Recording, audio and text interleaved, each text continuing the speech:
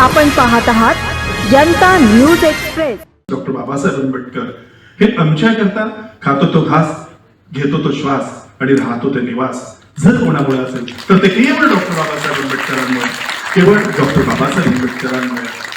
आणि म्हणूनच त्यांच्या पायाची पायभूत होणं आम्हाला पसंत असतं. डॉक्टर बाबासाहेब आंबेडकरांनी स्वतःच्या आणि इतर दुर्बल आणि शोषित अनेक घटक समाजांना ज्या पद्धतीने वर आणलं त्याही पेक्षा मोठे उपकार त्यांनी असा समुदाय जे शोषण करण्यामध्ये मग्न होते त्यांच्यावरही केले. म्हणजे मी त्या दिवशी नागपूरमध्ये बोलताना हा मुद्दा प्रकर्षाने मांडला की डॉक्टर बाबासाहेब आंबेडकरांचं सगळ्यात मोठं वैशिष्ट्य असं की त्यांनी प्रतिशोधाची भावना कधीच मनात ठेवली नाही. संविधान लिहिताना तर त्यांना म्हणजे डॉक्टर बाबासाहेबांचं असं हेच आहे की त्यांना असं वाटलं की त्या संविधान सभेमध्ये आपण असलं पाहिजे, म्हणजे तिथे आपण आहोत. मग त्या असं करत करत ते संविधान सभेचे अध्यक्षच असावेत हे त्यांना विलक्षण योगायोग आणि धक्का बसला, म्हणजे थक्क झाले आणि त्यांना त्यांची योग्यता आणि तो काळ हे सगळं जुळून आलं. आणि मी मगाशी मॅडम बसलेल्या मायावर गप्पा मारत तर मी त्यांच्याशी बोलताना असं म्हणाल की संविधान डॉक्टर बाबासाहेब आंबेडकरांनी लिहिणं हे खूप अर्थाने योग्य आणि चांगलं झालेलं आहे. म्हणजे त्याचे इतके अर्थ आहेत आणि इतक्या पद्धतीने ते चांगलं झालेलं आहे की आज त्याला वाचवण्याची वेळ आलेली आहे.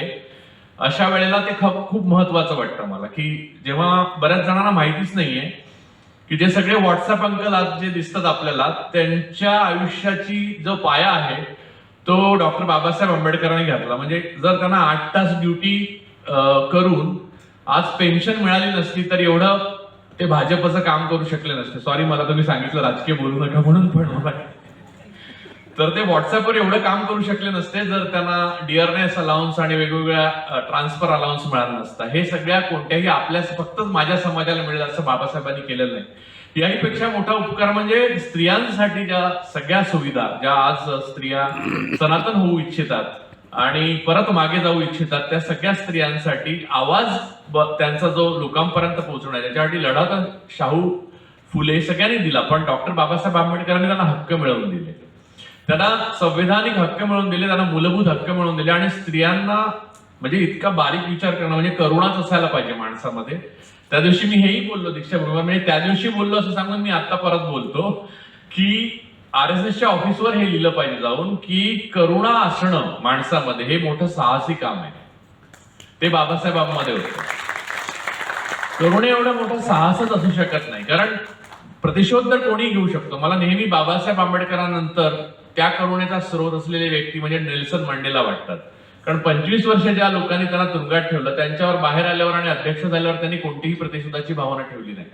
हे ज्यांना आपण आयुष्यभर दूध पाजलं त्या लोकांनी 10 वर्षामध्ये आपल्यावर जेवढा काय अन्याय केलेला आहे आणि आपल्याला कायम सुळावर चढवण्याचा प्रयत्न केलेला आहे आणि आपल्याला आरोपीच्या पिंजऱ्यात ठेवलेलं आहे, त्यांना जर काही केलंच नव्हतं, ते शोषकच होते.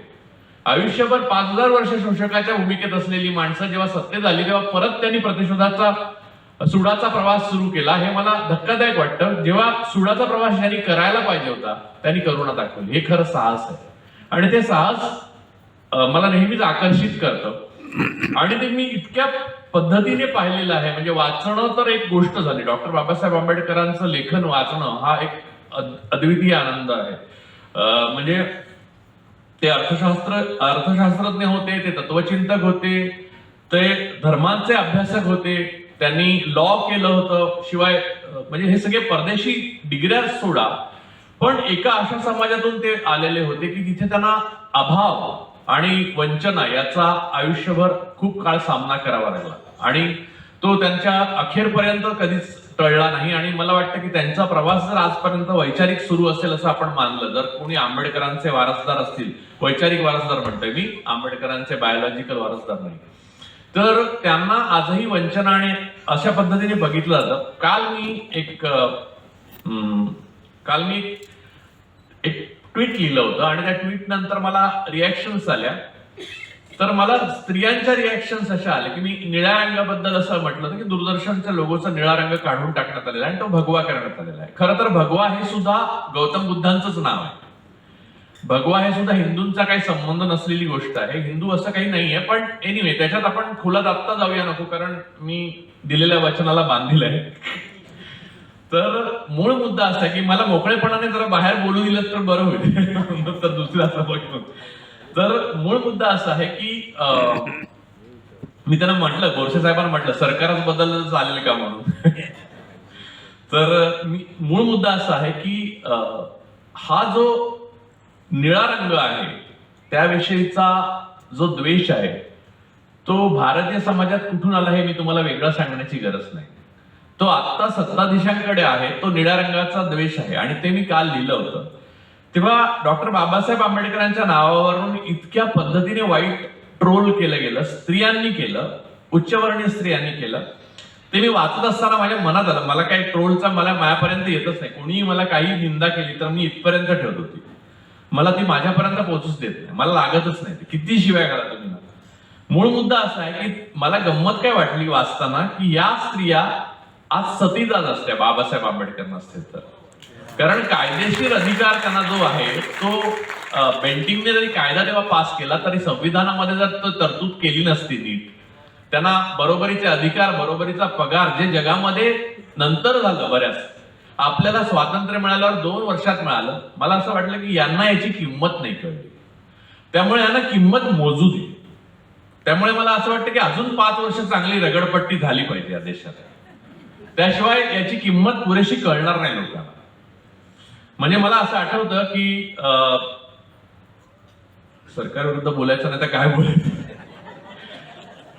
नाही, अरे नाही, मी कशाला थांबतोय, मी माझ्यावर घेतो ना, यांचा काही संबंध नाहीये. तर मुद्दा असा आहे की मला एक आठवतं, एक उदाहरण आहे, हा तपशिलाचा भाग आहे, त्याचा डॉक्टर बाबासाहेब आंबेडकरांच्या जयंती कार्यक्रमाशी तसा थेट संबंध नाही पण आहे. पण मुद्दा असा आहे की एअरपोर्ट कॉलनीतल्या मी बघितलं कित्येक ऑफिसर्सची घरामध्ये मोदी यांचा जय जयकार होत असे आणि या भगवा ब्रिगेडला पाठिंबा दिला जात असेल. हा तोपर्यंत चालू राहिला 10 वर्ष, जोपर्यंत अडाणीने एअरपोर्ट विकत घेतला, त्याबरोबर एअरपोर्ट कॉलनी घेतली असं जाहीर नाही केलं आणि एअरपोर्ट कॉलनी घेतलेली, एअरपोर्ट कॉलनी पाडायला सुरुवात केली, तेव्हा त्यांच्या लक्षात आलं हे सगळं प्रॉब्लेमॅटिक आहे म्हणून आणि हे चुकीचं आहे. आणि मग त्यांनी आता खूप वेगळ्या पद्धतीने बोलायला सुरुवात केली. पण मला असं म्हणायचं आहे की सगळं काही आपल्या घरापर्यंतच यायला लागतं का? मुळामध्ये डॉक्टर बाबासाहेब आंबेडकरांचं मोठेपण हे की त्यांच्या घरापासूनच शोषणाचं त्यांनी दर्शन केलं होतं. म्हणजे भारतीय जीवन पद्धतीमधल्या शोषण होत असलेल्या सर्वात खालच्या स्तरावर असलेल्या आणि इतकं शोषण झालेल्या स्थितीतनं आणि समाजातून वर आल्यावर त्या माणसाच्या मनात असं कधीही आलं नाही की ज्यांनी आपलं शोषण केलेलं आहे त्याचं शोषण करून आपण हे वर्तुळ पूर्ण करावं. पण आता 10 वर्षानंतर 2014 ते 2024 पाहिल्यानंतर मला असं वाटतं की खरंच काय दयेचे हे लोक पात्र होते. म्हणजे आता संविधान बचाव म्हणून माझ्याकडे अनेक लोक येतात आणि अनेक वेगवेगळ्या प्रकारचे आंदोलनं करत असतात. आंबेडकरी चळवळीचेही काही मित्र आहेत ते पण येतात. पण आंबेडकरी चळवळीचे भाग नसलेले सुद्धा लोक बरेच जण संविधान त्यांच्या हिशोबाने वेगवेगळ्या कारणासाठी वाचवण्याकरता येतात. यावरून मला असं वाटतं की बऱ्याच लोकांना कळलं की संविधान हे फक्त आपल्या समाजाकरता बाबासाहेबांनी लिहिलं नाही, हे कळण्याकरता सुद्धा ही 10 वर्ष चांगली व्यवस्थित आपल्याला जावी लागली. तर मला असं वाटतं की पूर्ण भारत देशाला, स्त्रियांना, या व्हॉट्सअपवर बसलेल्या अंकल्सना नीट कळण्याकरता अजून 5 वर्ष चांगली रगडपट्टी व्हायला पाहिजे असं वाटतं.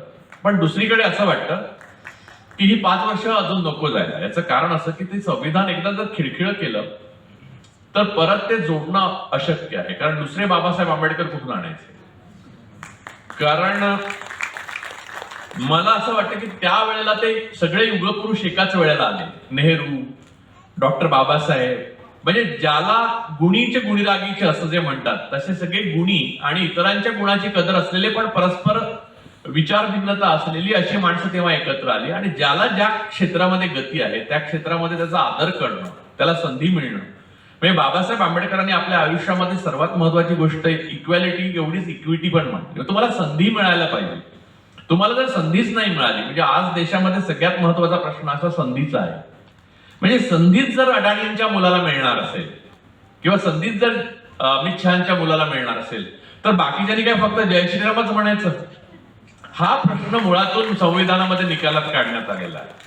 म्हणून संविधान मनुस्मृतीवाल्यांना नको, कारण त्यांना आपल्या संधी ज्या आहेत त्या ब्राह्मणवादामध्ये संधीची असमानता निर्माण करण्याची जी मूळ कला आहे त्या कलेला संविधानाने बाधा पोचते. म्हणून ती मनुस्मृती हवी आहे. म्हणजे मनुस्मृती म्हणजे थेट मनुस्मृतीचं पुस्तक आणून उघडणार अशातला भाग नाही, नका समजू तुम्ही. आता जी 10 वर्ष चालू आहे ती मनुस्मृतीच आहे, फक्त ती अंशतः होती.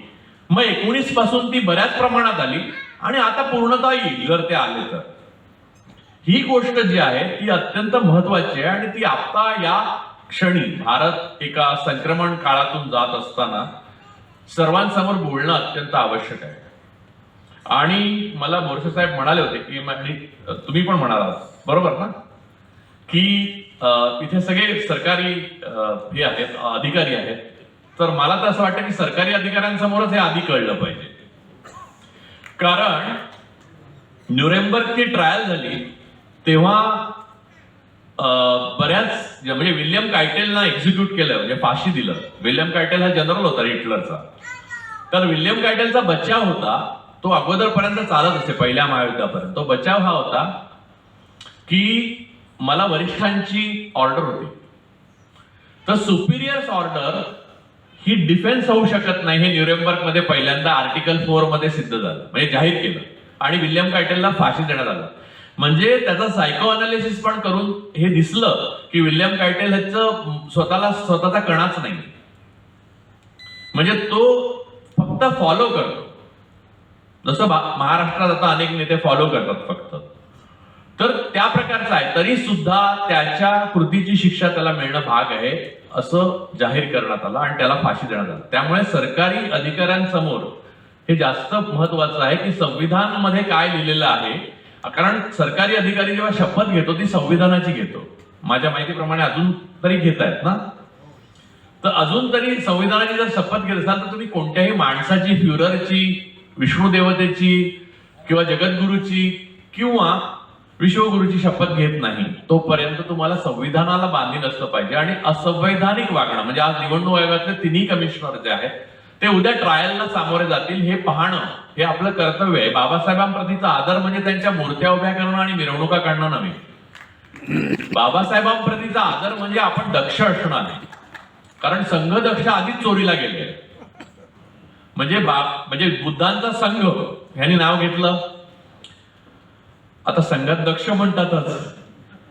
आता तिसरी गोष्ट सगळ्यात महत्वाची अशी की भगवान बुद्धांना सुद्धा चोरीला नेण्यात आलं.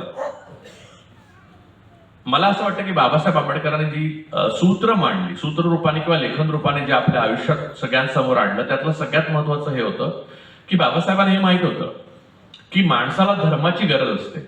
आणि आज आपण गेल्या 10 वर्षात बघतो की माणूस कसाही वेड्यासारखा वागू शकतो धर्मासाठी, हे कळलं आपल्याला. तो धर्म आहे की नाही, अधर्म आहे हाही मुद्दा बाजूला लावला म्हणजे गेलाय. आणि जगामध्ये दिसतंय आपल्याला, इथे इस्रायलमध्ये दिसतंय, अनेक ठिकाणी दिसतंय की माणसाला धर्माची गरज असते.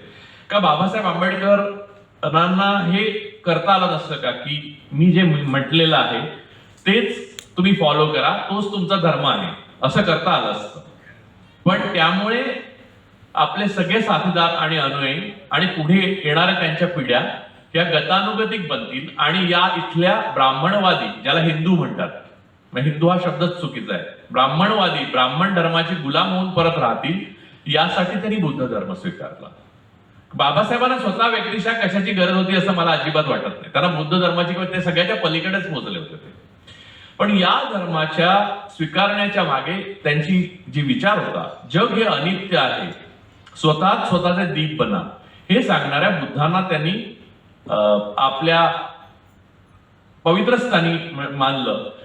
आणि मला असं वाटतं की आंबेडकरी चळवळ बाबासाहेबांनंतरची धर्म म्हणजे बौद्ध धर्म लोकांमध्ये नीट रुजवण्यामध्ये पुरी पडली नाही, याचा मला फार खेद होतो. आणि बौद्ध धर्मामध्ये ती सगळी ताकद असताना म्हणजे खरी मनशांती तर बौद्ध धर्मच देऊ शकतो. म्हणजे बुद्धांची सूत्र ही वाचणारा मनुष्य आतून शांत होत जातो, हा माझा स्वतःचा अनुभव आहे. म्हणजे बुद्धांवरचं मराठीतलं जर पुस्तक कोणाला वाचायचं तर आह साळुंकेने लिहिलेलं आहे, सर्वोत्तम भूमिपुत्र गौतम बुद्ध. तर साळुंकेने लिहिलेलं पुस्तक मी अनेकदा मानसिक यातनांमधून जात असताना ते पुस्तक काढून परत वाचतो. तर मुद्दा असा आहे की माणसाला स्वतःच्या प्रश्नांची उत्तरं स्वतःमध्येच लपलेली असतात, हेच बुद्ध सांगतात. पण ते बऱ्याचदा आपल्याला कळत नाही आणि ते कळत नाही, त्यामुळे आपण धर्माच्या किंवा अंधश्रद्धेच्या आहारी जातो. माणूस तुटतो तिथे त्याला तो धर्म हात धरावा लागतो. त्यासाठी तो बौद्ध धर्म स्वीकारला होता. हा भारतभर पसरायला हवा होता. त्याच्यात आंबेडकरी चळवळ कमी पडली असं मला वाटतं. आणि सगळ्यात महत्वाचं म्हणजे जिथे राम मंदिर बांधलं गेलंय किंवा तिरुपती म्हणून आपण ज्याच्याकडे जातो, तर हे सगळी बुद्ध मंदिर आहेत मूलतः. म्हणजे अनेक शिवलिंग ही बुद्ध मंदिर आहेत आणि अनेक देवदेवतांची जी आपल्या नावं, मी नावं आता इथे धडाधडा घेऊ शकतो पण ती घेत नाही, काहीतरी राखून ठेवतो. याचं कारण असं की त्याला शेंदूर पासून ती हिंदू देवता झालेल्या आहेत त्या सगळ्या बुद्ध मूर्ती आहेत किंवा बुद्ध स्थापत्यामधली स्तूप आहेत ती तोडली गेली नंतर. त्यामुळे तुम्ही जर आर्किओलॉजिकल सर्वे जर इमानदार, प्रामाणिक आणि संवेदनाशी प्रामाणिक असेल तर आर्किओलॉजी हे सांगू शकते की खाली बुद्ध मंदिर आहेत. प्रत्येक हिंदू मंदिराच्या खाली किंवा थेट मूर्तीमध्ये बुद्ध मूर्ती आहेत. पण यावर आंबेडकरी चळवळीने तेवढं काम केलं नाही जेवढं करायला पाहिजे होतं. नाहीतर अयोध्येसारखं दुसरं आंदोलन त्यांना उभं करता आलं असतं. खरं तर माझं तर असं मत, अयोध्येमध्ये बुद्ध मंदिरच बांधायला पाहिजे, कारण त्याच्या खाली बुद्ध मंदिर आहे, बौद्ध सापडलेले आहे. आणि माझं म्हणणं की मंदिर नाही बांधलं तरी चालतंय, पण काही बांधायलाच पाहिजे असं पण नाही. हा पण बुद्धांचा मंत्र आहेच. पण हा धर्माचा जो मूळ गाभा आहे तो आपण भारतीय लोकांना परत एकदा पोहोचवण्याकरता बाबासाहेब आंबेडकरांनी तो आणला होता. तो आपण नाही पोहोचवला. मला असं वाटतं की बौद्ध, भारतामध्ये बौद्ध म्हटल्यावर आंबेडकरी चळवळीतले किंवा आंबेडकरांचे अनुयायी किंवा विशिष्ट जातीतले लोक एवढंच लोकांच्या डोक्यात येतं. ही बाब जी आहे ती जरी बरोबर असली तर त्यानंतर त्याचा प्रसार करणं हे काम कोणीतरी करायला हवं होतं आणि ते राहिलं असं आता मला गेल्या 10 वर्षात वाटायला लागलं. अर्थात या 10 वर्षाच्या अगोदर मला धर्माची गरज आहे माणसाला यावर विश्वासच नव्हता. असल्यामुळे थोडा मी वेगळा विषय घेतलेला आहे. परुळेकर साहेबांनी आपल्याला वर्तमानातल्या अनेक खाचाखोचा सांगितल्या. मी थोडा इतिहासात घेऊन जाणार आहे. माझ्या बोलण्याचा विषय आहे स्वराज्य सूर्य शिवराय आणि प्रज्ञा सूर्य भीमराय. सर्वसाधारणपणे घडतं काय, महापुरुषांना आपण जातीत वाटून टाकलेलं आहे आणि आपण जातीच्या चष्म्यानेच त्या महापुरुषाकडे बघतो. पण अभ्यास करत असताना असं लक्षात आलं की या 2 महापुरुषामध्ये अनेक समान बिंदू आहेत. वेळ कमी आहे, खरं तर हा 2 तासाचा विषय आहे, पण वेळ 2 वाजेपर्यंतच आहे. त्यामुळे उडत उडत त्या बिंदूवर स्पर्श करत करत मी पुढे जाईल म्हणतो.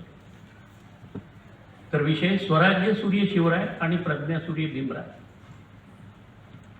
शिवरायांचा जन्म कुठे झाला? शिवनेरी किल्ल्यावर. भीमरायाचा जन्म कुठे झाला? महूच्या छावणीमध्ये. त्या शिवनेरी किल्ल्यावर काय होतं?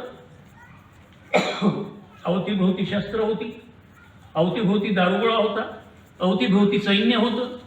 महूच्या छावणीमध्ये काय होतं? अवतीभोवती दारुगोळा होता, अवतीभोवती शस्त्र होती, अवतीभोवती सैन्य होतं.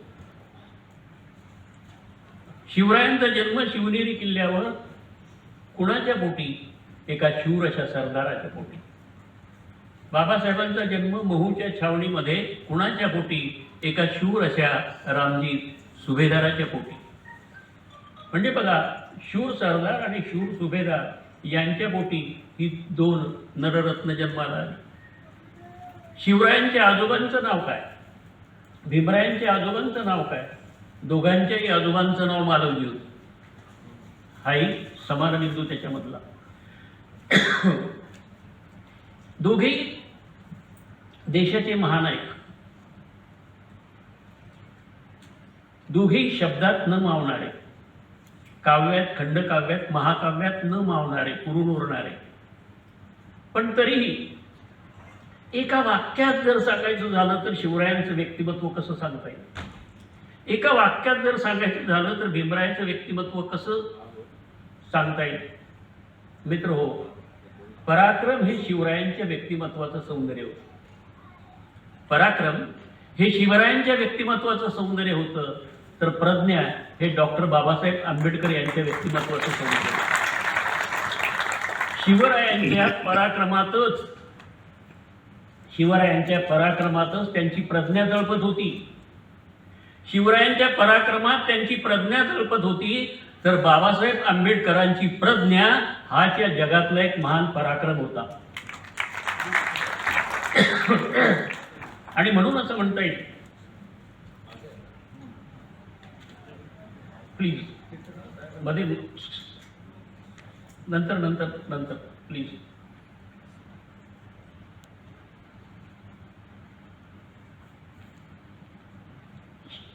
शिवरायांच्या पराक्रमाच्या तेजानं तळपणाऱ्या तलवारीनं स्वराज्य खेचून आणलं. शिवरायांच्या पराक्रमाच्या तेजानं तळपणाऱ्या तलवारीनं स्वराज्य खेचून आणलं आणि शिवरायाच्या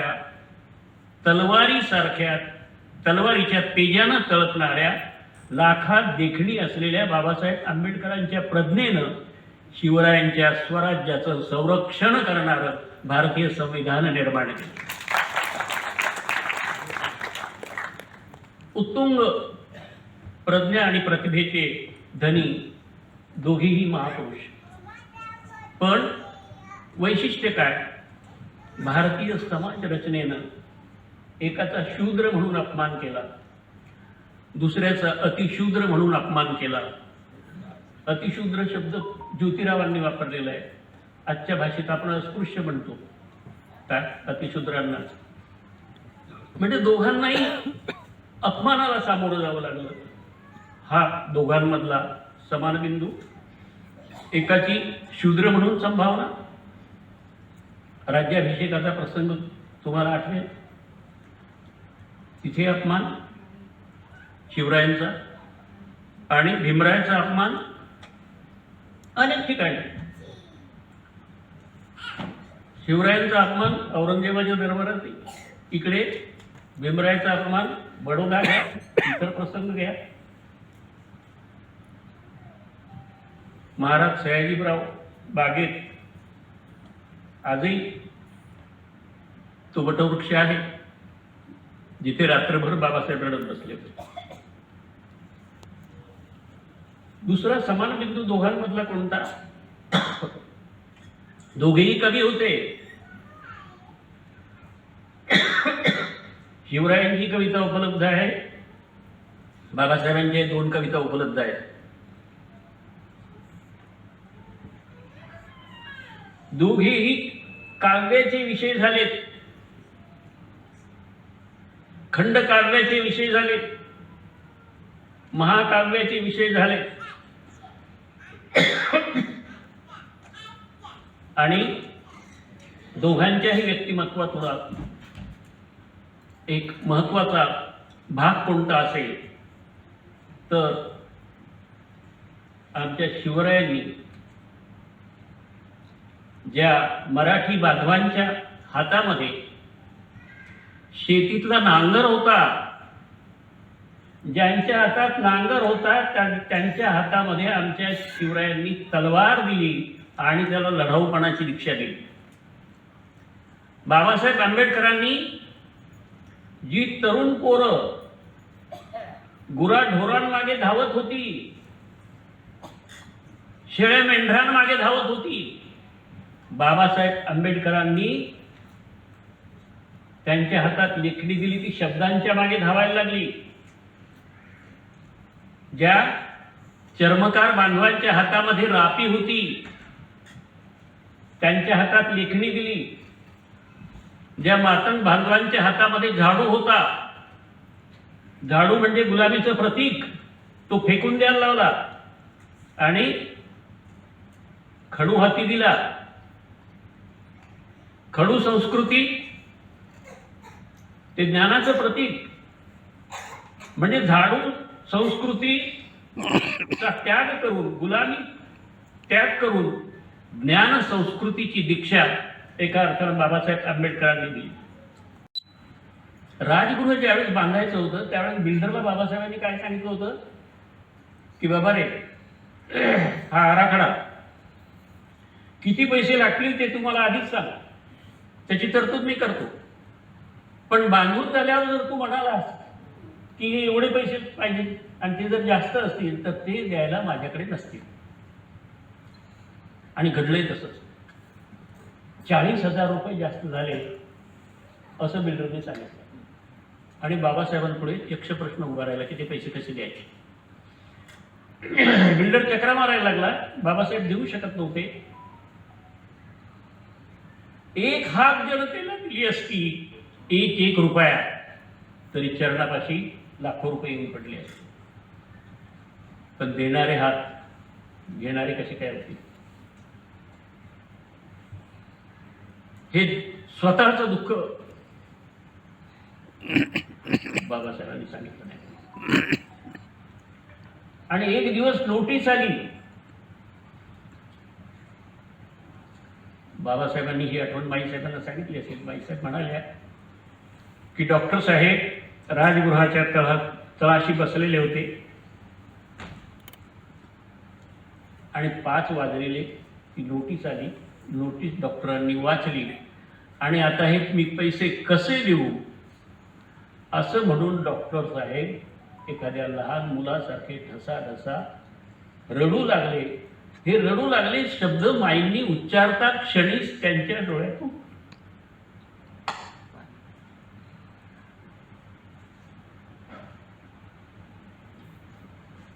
अश्रू व्हायला. 10 ते 15 मिनिटं मी, माई साहेब, विजय सुरवाडे स्तब्ध. ते अश्रू नव्हतेच. बाबासाहेबांच्या प्रेमाचा तो, आठवणीचा तो उत्कटपणे आलेला तो धडा होता. एका हा एक प्रसंग. बोल काय त्याच्यावर भाष्य करण्याची गरज नाही. दुसरा प्रसंग सांगतो. एक दिवस माईसाहेबांचा फोन आला. कधी कधी खूप राग असत माईसाहेब आणि कधी कधी खूप प्रेमळ. राग काही सेकंदांपुरता. अरे फोन करत नाही, काय नाही, किती दिवस झाले आला, भेटायला आला नाहीस. बोला माईसाहेब, तू उद्या मला भेटायला ये. गेलो. हे बघ, हे डॉक्टर साहेबांचं जन्मशताब्दी वर्ष आहे आणि आपल्याला भगवंताच्या दर्शनाला उत्तर भारत नेपाळला जायचं आहे. सुहास सोनवणे, देवचंद आंबाडे माझ्यासोबत येणारच आहे. तू पण माझ्यासोबत यावं अशी माझी इच्छा आहे. तू जर जेव्हा जाशील तेव्हा जाशील, पण माझ्यासोबत येण्याचा जो आनंद आहे तो तुला मिळणार नाही. मुलायमसिंग यादव मुख्यमंत्री होते आणि त्यांनी स्टेट गेस्ट म्हणून व्यवस्था केली होती. म्हटलं माईसाहेब, आत्ताच कॉलेज सुरू झाले, जून संपलाय, जुलै सुरू झालाय, प्राचार्य परवानगी देतील का? सुट्टी. नंबर दे तुझ्या प्राचार्यांचा, मी फोन करते. म्हटलं नाही, आत्ताच करू नका. कोलतीकर सर होते, जोशी बेडेकरचे प्राचार्य. जोशी बेडेकरला मी मराठी विभाग प्रमुख होतो. मग अशी चुकून उल्लेख झाला, हिंदीचाही प्रमुख होतो. मी हिंदीचा लेखक आहे, मी मराठी विभाग प्रमुखच मुळात तिथे होतो. दुसरा एक चुकीचा उल्लेख, तो जायला नको. 10-12 PhD नाही, फक्त 4च PhD सुरू आहे. चुकीचा उल्लेख व्हायला नको. मुद्दा काय, कोलतीकर सरांना भेटलो. म्हणालो, सर असं असं आहे, माईसाहेबांची अशी इच्छा आहे की मी सोबत यावं. पण म्हटलं एवढे दिवस बुडती, 20 दिवस जायचं आहे. पोरे, एक महापुरुषाची पत्नी म्हणते तुम्हाला, अशी संधी कोणाला येते का? काही काळजी करू नका, तुम्ही जा. आणि मला प्राचार्यांनी जाऊन केलं. कोणत्या मुद्द्याकडे मला न्यायचं आहे ते अनेक प्रसंग आहेत, त्याच्यावर मी हिंदी मराठी लिहिलेलं पण आहे. एक प्रसंग मला कुशीनगरचा फक्त सांगायचा आहे, याच्याशी रिलेटेड संबंधित आहे. कुशीनगरला आम्ही गेलो. त्याच्या आधी बाबासाहेब आणि माईसाहेब एकदा गेलेले होते, बाबासाहेबांच्या शेवटच्या अवस्थेमध्ये.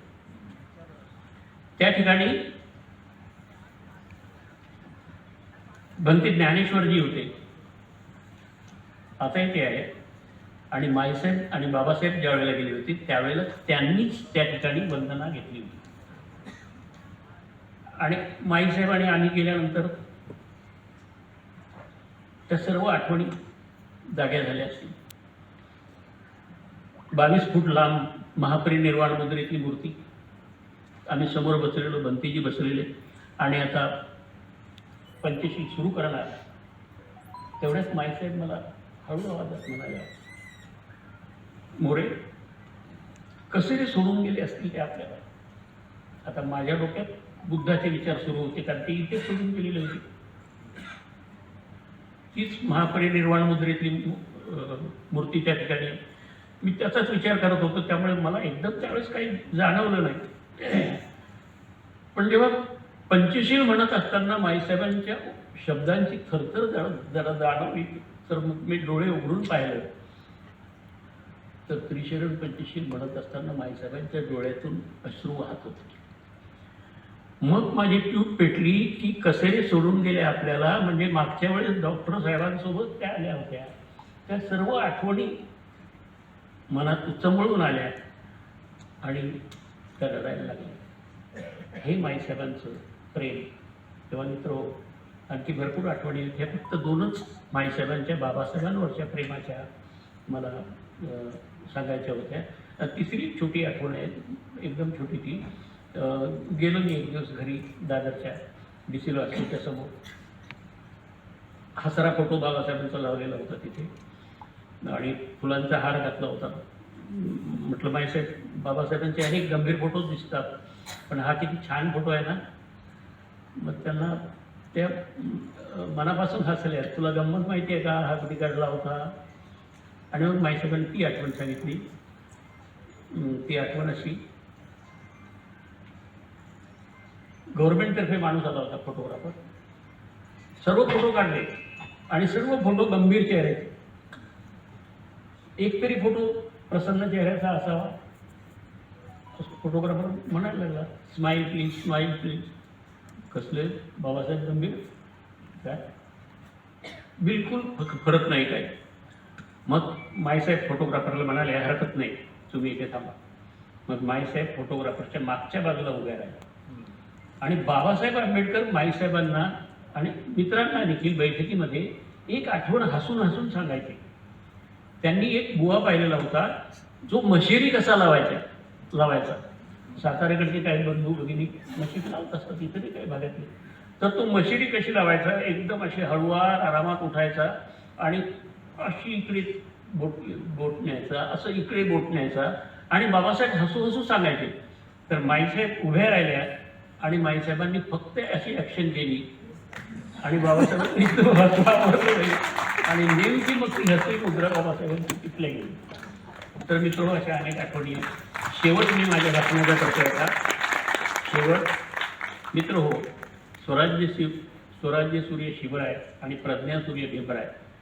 शिवरायांच्या स्वराज्याचं संरक्षण भारतीय संविधान करते आहे. परुळेकर साहेबांनी मगाशी एक छान वाक्य सांगितलं की आज अखंड भारत कशामुळे आहे, एकाच व्यक्तीमुळे आहे, एकाच महापुरुषामुळे आहे, तो म्हणजे बाबासाहेबांमुळे. कारण त्यांनी दिले संविधानामुळे. मी हेच वेगळ्या भाषेत सांगतो की शिवरायांच्या स्वराज्याचं संरक्षण कोण करत आहे, बाबासाहेब करत आहे संविधानाच्या रूपाने. आपण काय करण्याची गरज आहे, आपण सर्व जातीचे चष्मे फेकून देण्याची गरज आहे. कारण आपल्याला आपला प्रिय देश अखंड राहायला पाहिजे. आणि त्यासाठी काय केलं पाहिजे, एकच शेवटची गोष्ट काही सेकंदाची सांगून भाषण तिथे समाप्त होईल. एकदा दुधाच्या भेटीला पाणी आलं. दुधाच्या भेटीला पाणी आलं, दुधाला खूप आनंद झाला की बऱ्याच दिवसांनी माझा मित्र माझ्या भेटीला आला.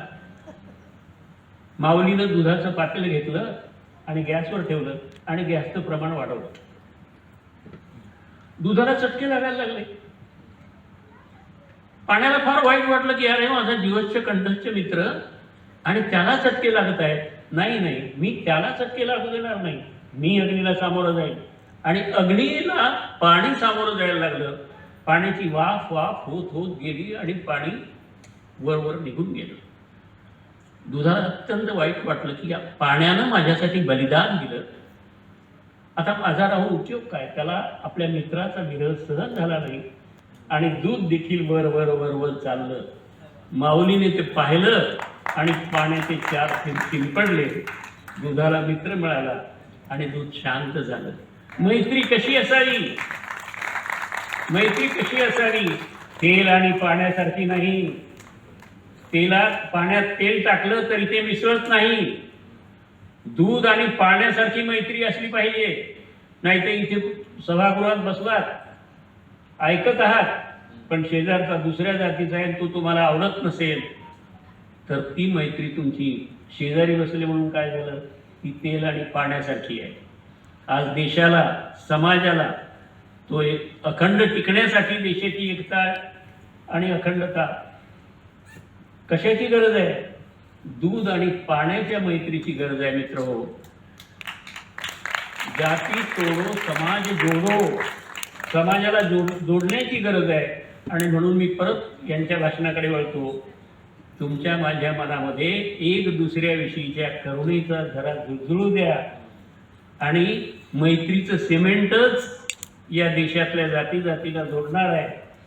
आणि म्हणून आपण भारत माझा देश आहे, सारे भारतीय माझे बांधव आहेत एवढंच म्हणून चालायचं नाही. एकच पाऊल पुढे जायचं. भारत माझा देश आहे, सारे भारतीय माझे बांधव आहेत आणि एकमेकांचं संरक्षण करण्याची जबाबदारी आमची.